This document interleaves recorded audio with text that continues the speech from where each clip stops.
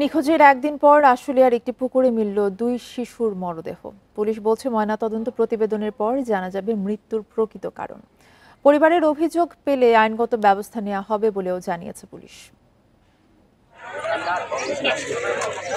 আশুলিয়ার পলাশবাড়ির একটি পুকুরে বুধবার সকালে দুই শিশুর মরদেহ ভাসতে দেখেন স্থানীয়রা। পরে জরুরি সেবা নম্বর 999-এ ফোন করে পুলিশকে জানানো হয়। পুলিশ ঘটনাস্থলে গিয়ে মরদেহ দুটি উদ্ধার করে। ফজরের নামাজের পর আমি পড়তেছিলাম, তখন দেখি দুইটা লাশ এখানে ভাসে আছে। আমাদের বাড়িটা ডাক দিয়ে আমাকে দেখাইলো। 999-এ আমি কল দিছি। কল দেওয়ার পরে ওনারা নিউজটা নিয়েছে। নিউজ নেওয়ার পর উনি আবার আমার আশুলিয়া থানার সাথে অ্যাটাচ করাই দিয়েছে। আমি ওখানে কল দিলাম, ওখান থেকে বললো যে আমরা যাইতে আছি। মরদেহ উদ্ধারের খবরে ঘটনাস্থলে ছুটে আসেন নিহত ওই দুই শিশুর স্বজনেরা।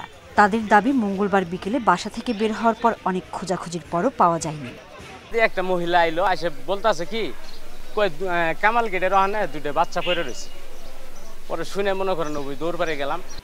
মরদেহ ময়নাতদন্তের জন্য শহীদ সোহরাওয়ার্দী মেডিকেল কলেজ হাসপাতালের মর্গে পাঠানো হয়। প্রতিবেদন পেলে মৃত্যুর প্রকৃত কারণ জানা যাবে। এটা মনে হচ্ছে যে এটাকে ড্রাউনিংই বলা যায়, কারণ আমাদের সুরতহাল করাকালীন সময় তাদের বডিতে কোনো আঘাতের চিহ্ন পাইনি।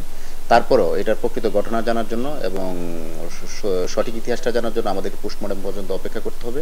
এই সংক্রান্তে এখন পর্যন্ত কেউ আমাদের কাছে কোনো অভিযোগ করেনি। আমরা যে অভিযোগ পাবো সেটার উপর ভিত্তি করে আইনগত ব্যবস্থা নেওয়া হবে। নিহত মানিক ও লিমন পরিবারের সাথে আশুলিয়ার বাইপাইলে বসবাস করত। স্থানীয় একটি মাদ্রাসায় প্রথম শ্রেণীতে পড়াশোনা করত দুই শিশু।